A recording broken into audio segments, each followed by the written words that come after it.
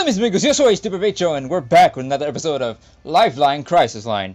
Now, where we last left off, we were going to either interview Jason's wife about the incident and everything of the sorts, or we were going to go investigate his house and see what we could find, just in case if we could find anything that would help us talk to Mia. But instead, we just found a house of depression and utter sadness. But now we are in a state of turmoil because the Person people are here and they don't seem quite happy. So now we are in a situation where we can either stay put in the house or we can get moving. I think you might need a little backup, because if there's a lot of Person and it's just you, I don't think things will go well. So try to hide as best you can, Alex, and call for some backup. Okay. I'm not sure it's the best approach, but I'm still too nervous to think clearly. I'm gonna call in for some backup. Hang on. Backup is coming. I just have to wait. Crap. The pair from the trunk are coming upstairs. I can hear their footsteps on the stairs. No backup yet. Maybe if I'm quiet, they won't notice me. I'm going to put the app on speech to text and put away my phone so they don't see the light from it. They're headed this way, damn it. I have to face them. We can't risk it. If it comes down to it, you can face them, but we can't risk it. They might not come in the room you're in, but we can't risk it. Okay. I'm drawing my weapon. I just have to hope backup arrives in time. Too late. They have me cornered. 2 against 1. Detective, we have to stop you. We have to. What's wrong with you people? What are you talking about? I'm a police officer. I've called for backup. Don't you understand? We have to protect her. I'll shoot. She's not in our minds. We're terrified. We have to protect her. They've shot me. I can't breathe. Can't. The connection to the chat has been lost. Your compassion rating is low. Maybe next time things will go a little better. Alright. But, okay. Maybe, since you stayed put, but now they're coming upstairs, let's try to face them. If not, we'll just immediately face them. Or try to run. Okay. If the gang back at the station could see me now, huh? Here I go. Police! On the floor, now! Both of you!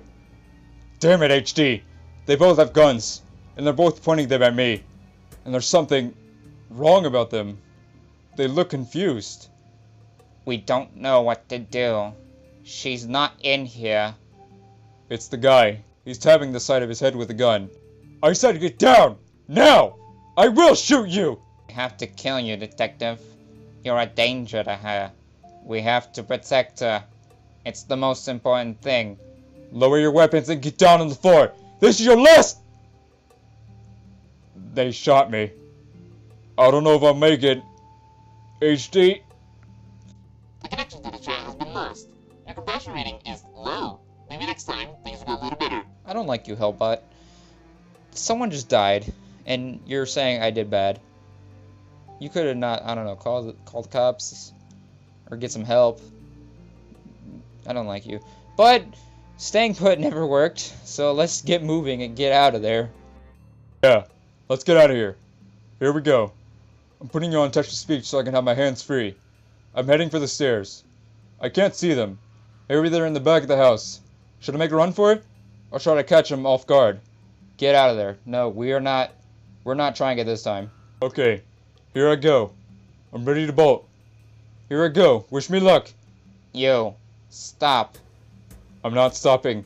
I'm going to... He shot me. I think I'm going to... Oh God. I'm in so much pain. The freaking henchman shot me in the shoulder. I guess I must have passed out from the pain and blood loss. HD? Are you there? I'm here. Thanks. What do I do now? None of these questions make sense. We know he's at the house. And we know he's alive, but his shoulder's in pain. I guess tell me where you are? I'm not sure. I'm in a chair. I can't see anything. My wrists are tied behind my back with what feels like duct tape. Okay, then never mind. I guess he's probably not at the house. Or maybe he probably is, and they just captured him. Now that my eyes are adjusting, I can see a little bit more. I'm in some kind of room, like a storeroom. There are a bunch of old file boxes and binders, stuff like that. All the binders say Persone Corporation on them. Great. I think I might be able to get free from the tape if I tump the chair over. Should I try? It's going to hurt like hell if I do. You might attract attention, and we don't need any more harm than what's already been done. So, and if you're just going to hurt yourself even worse, that's not a good idea. Yeah, it's probably best played safe. If I knock this thing over, someone's bound to hear it. Guess I'll have to wait and see what happens. Hang on. The door's opening. Oh, it's Marvin. Hi, Marvin. He's got a box. I recognize that box. He's in here, ma'am. And here she is as well, the green-eyed woman. Hello, detective. Hello, H.C. Barbacho. How do you know I'm with him? How do you know I'm in the app? And how do you know I'm talking to him? How do you know me? I'm not going to mince words. I'm still in quite a lot of pain. When I lose consciousness, my workers become agitated. They will attack anything they perceive as a threat. If you hadn't fainted, they would have killed you. Ask her what she wants from us. What do you want with me? If you wanted to kill me, you would have done it already. Killing you would be an enormous waste of resources, detective. Sadly, you've seen far too much to be allowed to continue on your own. It's a shame. My workers don't possess what you might call creativity. It's your problem-solving acumen I require, but that becomes too much of a liability. Marvin, the box. She's opening the box. There's something in it. Something green. Something beautiful. Here we go again. Do not look at it. That's helping. I can fight it if I don't look. You're strong, but I'm stronger. Open your eyes. I'm sorry, HD. I can't resist her. I'm sorry, HD. I'm too tired. There's no escaping for me now. I want this. I want that peace. You should join me, HD Barbacho. We could be so happy together. So serene. Damn it! Okay. Maybe this time, after a lot of bad choices that I've probably cut out already, let's go after them. Right. I think it's the least bad choice. Remember when I said the green-eyed woman was the first time I'd ever shoot someone? This has turned into a hell of a week. Here I go. I can hear them in the bedroom. Freeze! Police! God, their eyes. They're just like hers. Green. Glowing. You. Get down on your knees with your hands on your heads. Do it! Now! Hey, are you insane? We can't let you shoot us. HD, the woman is standing in front of the man, and he's using her as a human shield. This is insane. You can't shoot both of us. We can't let you. We have to protect her. Get down on the ground or I will shoot you! Do what you have to do. She's telling me to shoot her. What am I supposed to do? Shoot the bitch. Or the dude. I don't know who you're aiming at, but Shoot! Kill it with fire! Which one? The man with the gun? Or the woman he's using as a shield? probably get the guy with the weapon. I shot him, and now she's running at me. Ow! She knocked the damn gun out of my hand. She's strong. Wrestling. This is the strongest woman I ever met. I can barely keep her hands off my throat. Love makes me strong, Alex. It can make you strong as well. All you have to do is stop fighting. I'm losing consciousness. Got to fight. HD? I think they're both dead. They almost killed me in the process. She was strong, like nothing I've ever experienced.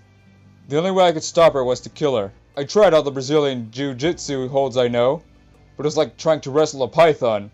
In the end, I just punched until she stopped moving.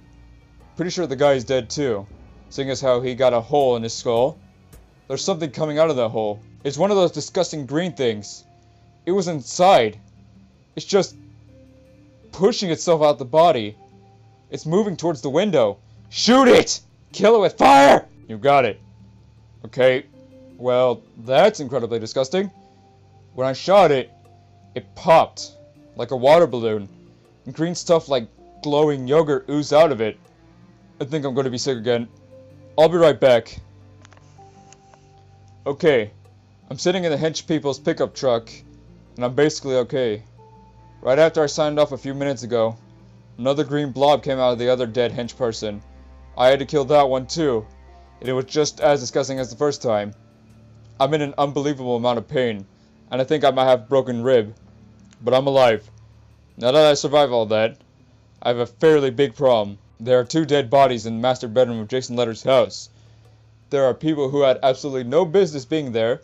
I killed both of them, and I have a feeling that the autopsy will not reveal things that will be easy to explain, or with the creepy green tin drill monsters have been inside them. The worst part is, these were real people. I know because I found his wallet and her pocketbook in the glove compartment.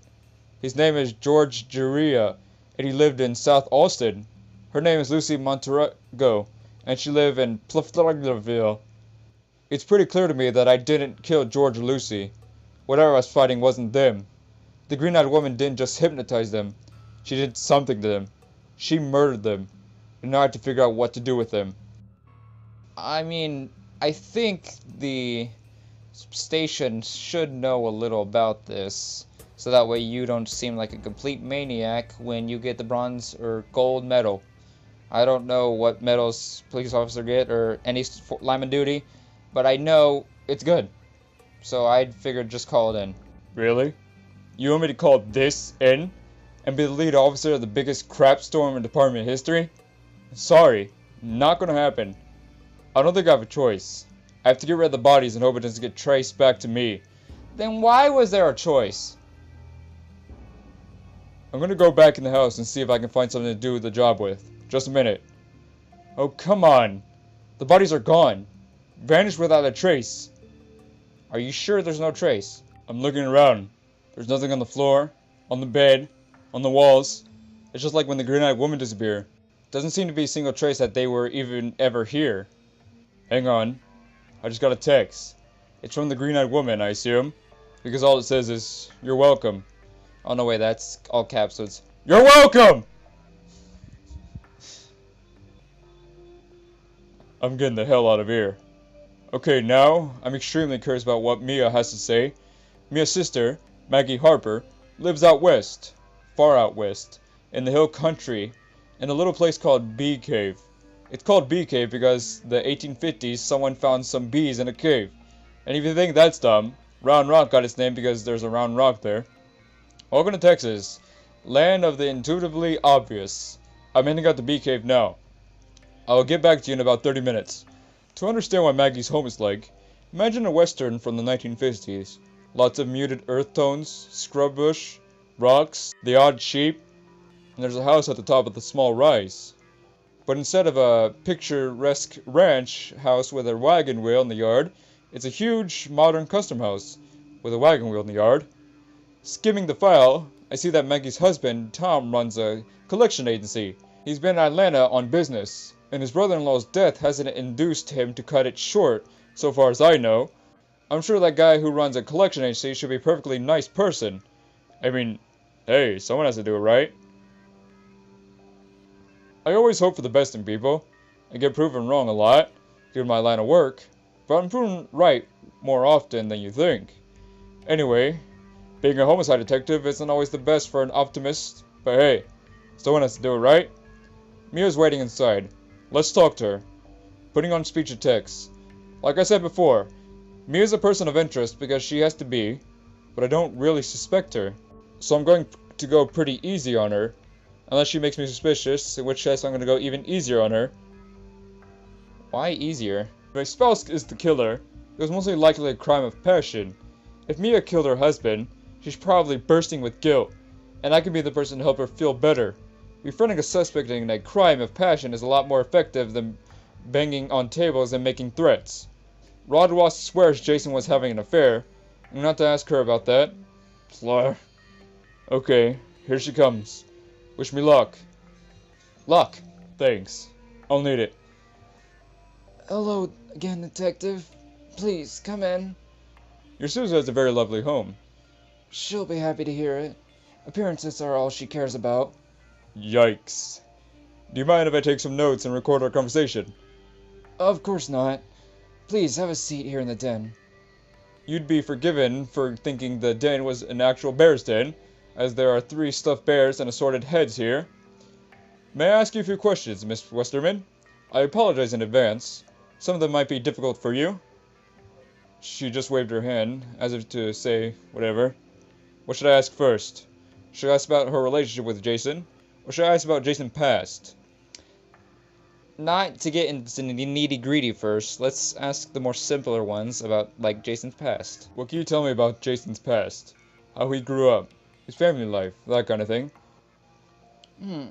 That's not easy to do. Jason really didn't talk about his past much. At first I thought it was because he was embarrassed by it. He's from one of those tiny little towns in West Texas. You know what I mean. He didn't have any money growing up. But now I know there's more to it than that. Jason really hated his childhood. What gives her that idea? Why do you think he hated his childhood? What changed your mind? Jason had really weird notions about family. Usually he had everything worked out and was a step ahead of you. But family stuff baffled him. What do you mean? When we went to my parents' place for Christmas, he was visibly uncomfortable, which was unheard of for him. Later he'd go on about how fake it all was, how everyone was just pretending to care about each other. It was a little bizarre, to be honest. I just assumed he had a really screwy home life and he left all that. But no, they were awful, awful people. And Jason was lucky to get away from it.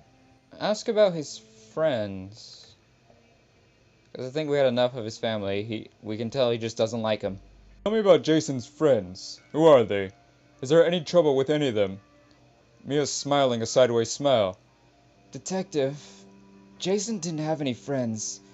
He had people he collected. What does that mean? This is going to sound terrible, but Jason only cultivated relationships with people he thought he could use. It's hard to explain. I don't think he was a monster. I just think he was very damaged. He manipulated everyone around him, as if by reflex.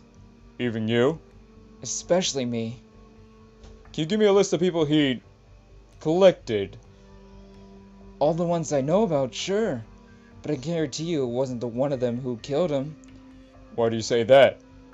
Jason maneuvered those people by making them feel important and well-liked. They all loved him. Maybe one of them realized they were being used. I didn't, Detective. Not for years and years. What should I ask Mia next? Ask about Jason bullying Rod. I spoke with Rod Ross earlier. You know who he is. The Rodinator? Oh sure, I know him. So you've seen the Lamborghini, I take it? He cornered me at the office Christmas party last year and told me all about it. What would you say if I told you that Rod hated your husband? I have to say that I'm not all surprised. Jason was terrible to Rod. Do you think Rod might have hated your husband enough to kill him? I wouldn't know. I've only talked to him a few times, and have regretted it each time if I'm being frank. But as far as I can see, he's basically harmless. I think he might be on some kind of drugs though. Why would you say that? The last time I saw him, he was going on and on about some back injury he supposedly sustained skydiving. And Jason told me he saw Rod popping pills all the time. H.D. Barbacho. Did Ron mention how he hurt his back? I think he did. I think he did, if I remember. I'm pretty sure it was skydiving, yeah. Yeah, that sounds right. Why do you think Jason treated him so badly? That was just his style. He was a bully. And I think that's probably why he and his stepbrother Mike don't get along. If Jason singled you out for bad treatment, he could be relentless. It was toxic. I think he did it as a way to make other people feel better, giving them a target for their ridicule. Are you saying he used Rod as some kind of scapegoat? I think that's a fair estimate, yes. But would that drive Rod Ross to murder? It's hard to fathom. Let's face it, the guy's a loser. I wonder if Mia isn't a little bit of a bully herself. Now I feel bad for trash-talking Rod, and that makes me like him even less. What should I ask Mia next? Screw it, let's ask about Jason's family. Since the question's still there. What can you tell me about Jason's family? Not much. Like I said, he rarely discussed them, and I've only met a few of them. His mother and stepbrother came out for the wedding. Jason barely spoke to them. His stepdad couldn't be bothered. I tried to make them feel comfortable, because that's the wife's job, obviously. Just to be clear, she's rolling her eyes. I don't think the help text app has a sarcastic font style. They seemed just as uncomfortable around him. I got the sense that his mother loved him, but she felt snubbed by him. She died last year, and of course he and his stepbrother Mike despise each other. Okay. I think we get that why Jason's mother felt snubbed by him, because Jason just didn't like his family, so I'm pretty sure they didn't communicate very well.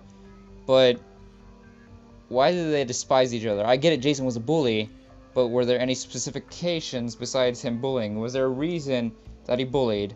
I mean, I get it if he would just not talk to him and stuff. Like how he says he just doesn't really communicate with him very well, doesn't like him. But was there any reason why he was a bully? And did he ever bully his brother? Tell me more about Mike. Sure. His full name is Mike DeWitt. His father married Jason's mother after Jason's dad ran out of them. Oh, so they're stepbrothers. Okay. Why did Jason and Mike despise each other? I'm not sure if I should say. I doubt it's relevant. And I don't want to tarnish my reputation any more than it's already going to be. Why don't you tell me, and I'll decide if it's relevant. Okay then. Jason killed someone when he was 15. What? I only know what Jason told me. This was right before we got married. He was drunk and in a sharing mood. Jason used to hang out with these kids in Alpine. They'd get together and smoke pot and hit golf balls in the desert. Small town life, right? One day it was just Jason, his stepbrother Mike, and this guy Josh. According to Jason, Josh went off on him for no reason. There was a fight, and Jason beat him to death with a golf club. Then what happened? Then what happened? Jason said that he and Mike took the body and dumped it way out in the desert. Nobody found him. There was no investigation? Josh was a poor ne'er-do-well kid from Alpine. Everyone assumed he just ran off. I didn't get the impression that anyone cared that much about Josh. Wow. Oh, it gets even more sordid than that. You see, Jason was violent, but Mike was cunning. He kept a bloody golf club with Jason's fingerprints on it. Let me guess. He used the golf club to blackmail Jason. Bingo. And you never told anyone about this. Tell who?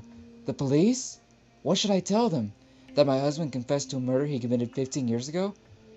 Yeah, I'd still think they would arrest him some way. I think. Maybe I could call up Mike and have him meet up at the station with a murder weapon.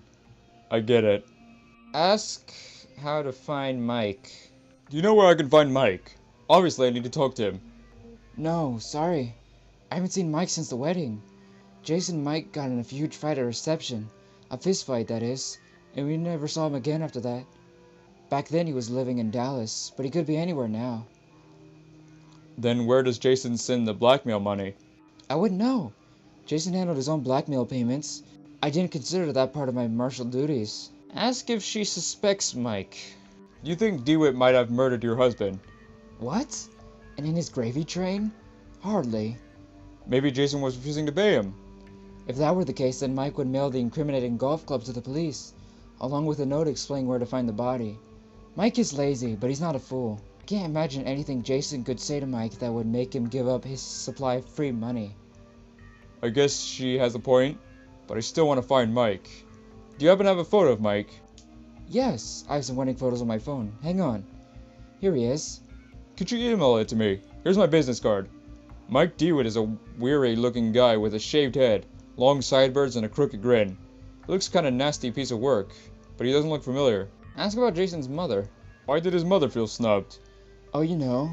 He never called, he never wrote. I don't think he's set foot in Marfa since he was 17. Marfa. That's where he's from? Born and raised. I don't think he'd been further than Alpine in his entire life before college. What about his dad? What about Jason's father? Jason never mentioned him. Not once. When I met his mother, she told me that Jason's dad left home when Jason was 15. She married Jason's stepdad about 2 months later. You can imagine how that went over. I take it the family has been notified? Yeah. I called Hugh yesterday. That's Jason's stepdad. He didn't seem to care. But you know, Jason hated him. I don't think anyone was ever really that close to Jason. I tried to call Mike to tell him, but I couldn't even find the guy. What should I ask Mia next? Should I ask about her relationship with Jason, or should I ask who she suspects in his murder? Ask the relationship. We need to know if he cheated. Tell me about your relationship with Jason. How was your marriage? Our marriage was a fraud. I don't mean an actual fraud. It was technically a real marriage. But we barely spoke. We never spent any time together. Hell, we hadn't even slept in the same bed for over a year. I told you so, HD. He always fell asleep in front of the TV downstairs. I used to come get him and bring him up to bed, but at some point I stopped bothering. Did they ever fight? Did you and your husband fight a lot, would you say? No, we never fought. I used to think it was so amazing how we never fought, until I realized that it was because there was nothing for us to fight over, nothing we both cared about. That must have been hard for you. You would think so, wouldn't you? I never really thought about it until now. She doesn't seem too sad about her husband's death. I wonder if I should ask her directly about it. Yeah, she doesn't seem too upset, so I guess it wouldn't be bad asking her. Forgive me for saying this, Miss Westerman, but you don't seem especially upset that your husband is dead. No? How do I seem? How does she seem? A bit bemused, honestly.